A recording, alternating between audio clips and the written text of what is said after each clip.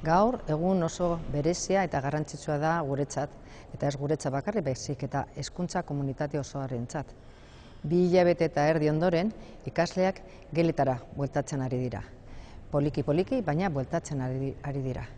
Behar duten laguntza jasotzeko, zeren denok bukatu behar dute ondo ikasturte hau eta gure eta guztion laguntzarekin. Gaurko eguna normaltasunez jarraitzen doa, ikasleak klasetan daude, lagunekin elkartu dira, irakasleekin, eta hori jasoko dute bai errefortzuak, tutoretzak edo ikastetxe bakoitzak erabaki duena.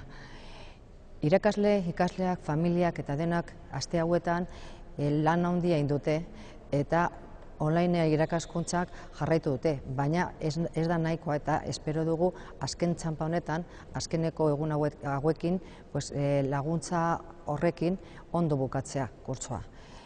Gure partetik, osasun sailatik emandako irizpideekin, uste dugu jarri direla segurtasun eta osasun neurriak ondo garatzeko eta ondo egoteko ikastetxetan. Hoy es un día muy importante para nosotros. 2 meses y medio después de haber suspendido las clases, el alumnado vuelve a recuperar esas clases presenciales, están volviendo a sus centros, porque estimamos que este alumnado va a necesitar en muchos casos nuestra ayuda y realmente es necesario que vuelvan a los centros.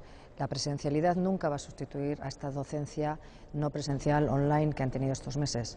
La jornada está transcurriendo con normalidad, el alumnado se está reencontrando con sus compañeros, con sus profesores y dentro de la organización del propio centro verán qué tipo de actividades, tutorías, clases de refuerzo van a llevar a cabo.